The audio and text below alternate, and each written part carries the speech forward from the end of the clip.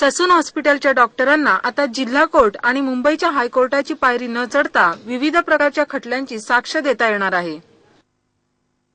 हॉस्पिटलमध्ये बसूनच व्हिडिओ कॉन्फरन्सिंगच्या माध्यमातून आता कोर्टात साक्ष नोंदवली जाणार आहे।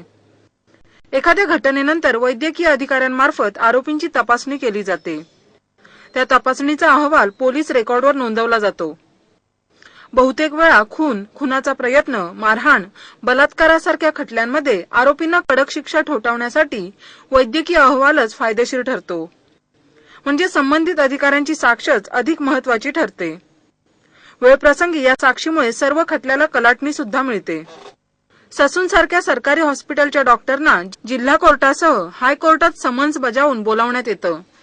त्यावेळी संबंधित डॉक्टरना कोर्टात तारखेदिवशी हजेरी लावावी लागते।